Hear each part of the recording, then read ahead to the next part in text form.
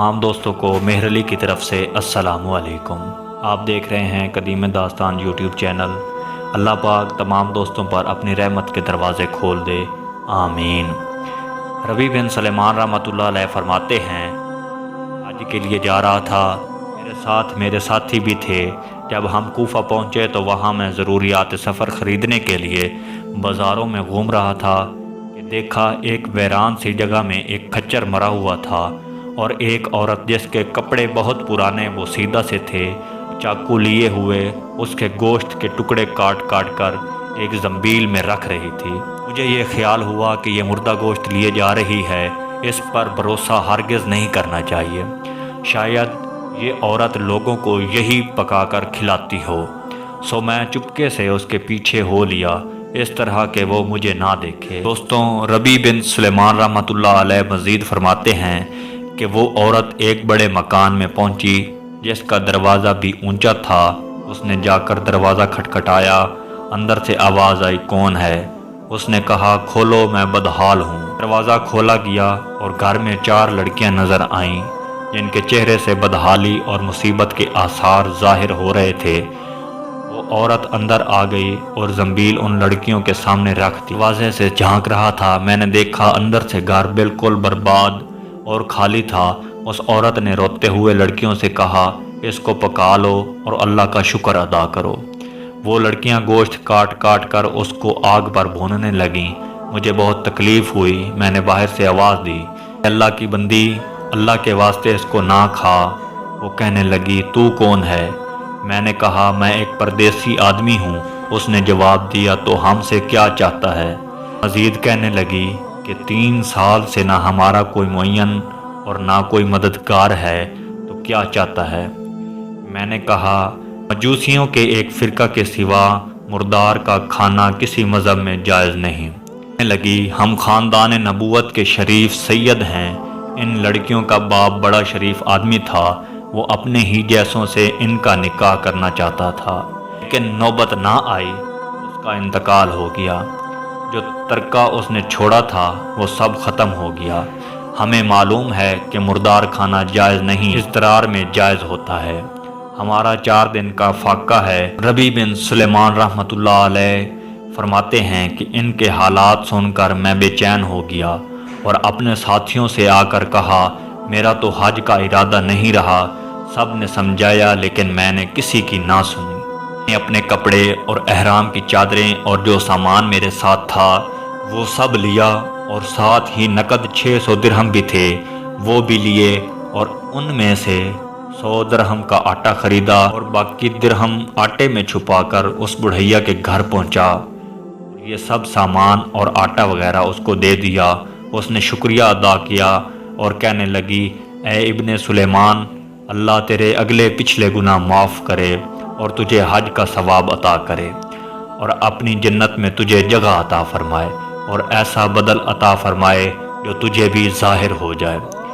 रबी बिन सुलेमान रहमतुल्लाह अलैह फरमाते हैं कि हज का काफ़िला रवाना हो गया। मैं उनके इस्तकबाल के लिए कूफा ही रुका रहा ताकि उनसे अपने लिए दुआ भी करवाऊँ।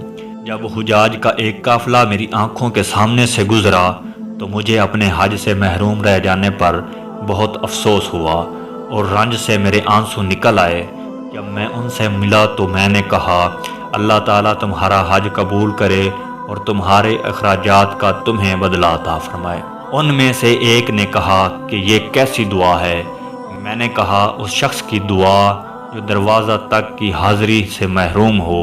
वो कहने लगे, बड़े ताज्जुब की बात है, अब तू इससे भी इनकार करता है कि तू हमारे साथ अरफात के मैदान में न था, हमारे साथ रमी जमरात नहीं की, तूने हमारे साथ तवाफ़ नहीं किया। मैं अपने दिल में सोचने लगा कि अल्लाह का लुत्फ़ है। इतने में मेरे शहर के हाजियों का काफ़िला आ गया। मैंने कहा, अल्लाह ताला तुम्हारी सही मंजूर फरमाए, तुम्हारा हज कबूल फरमाए। वो भी कहने लगे, तू हमारे साथ अरफात में नहीं था, रमी जमरात नहीं की, तूने हमारे साथ अब तो इनकार कर रहा है। उनमें से मज़ीद एक शख्स आगे बढ़ा और कहने लगा, भाई इनकार क्यों करता है? हमारे साथ मक्का में नहीं थे या मदीने में नहीं थे, جب ہم قبر اطہر صلی اللہ علیہ وآلہ وسلم کی زیارت کر کے باب جبریل سے باہر کو آ رہے تھے، اس وقت ازدحام کی اس کثرت کی وجہ سے تم نے یہ تھیلی میرے پاس امانت رکھوائی تھی، جس کی مہر پر لکھا ہوا ہے کہ من عاملنا ربح، جو ہم سے معاملہ کرتا ہے نفع کماتا ہے۔ پھر اس نے مزید کہا کہ یہ لو اپنی تھیلی واپس۔ ربیع بن سلیمان رحمۃ اللہ علیہ فرماتے ہیں کہ میں نے اس تھیلی کو کبھی اس سے پہلے دیکھا بھی نہ تھا۔ اس کو لے کر میں گھر واپس آیا، عشاء کی نماز پڑھی، اپنا وظیفہ پورا کیا، اسی سوچ میں جاگتا رہا کہ آخر یہ قصہ کیا ہے۔ اسی کشمکش میں آنکھ لگ گئی تو میں نے حضور صلی اللہ علیہ وآلہ وسلم، نور مجسم، سرور کل عالم، نبی کریم خاتم النبیین، سید المرسلین، رحمت للعالمین، جناب رسالت معاب، سرور کائنات، فخر مجددات، شاہ لولاک، حضرت محمد مصطفیٰ صلی اللہ علیہ وآلہ وسلم کی خواب میں زیارت کی۔ حضور اکرم صلی اللہ علیہ وآلہ وسلم نے تبسم فرماتے ہوئے ارشاد فرمایا، اے ربیع، آخر ہم کتنے گواہ اس پر قائم کریں کہ تو نے حج کیا ہے؟ تو مانتا ہی نہیں۔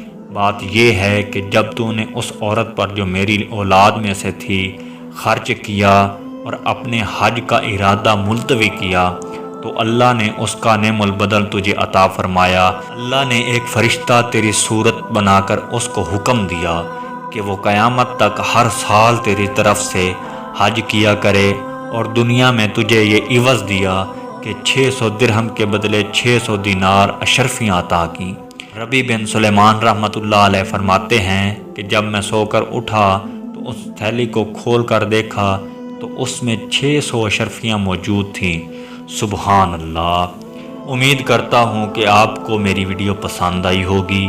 اگر ویڈیو پسند آئے تو اپنے دوستوں کے ساتھ ضرور شیئر کیجیے گا اور چینل کو سبسکرائب کر لیجیے گا۔ شکریہ۔ فی امان اللہ۔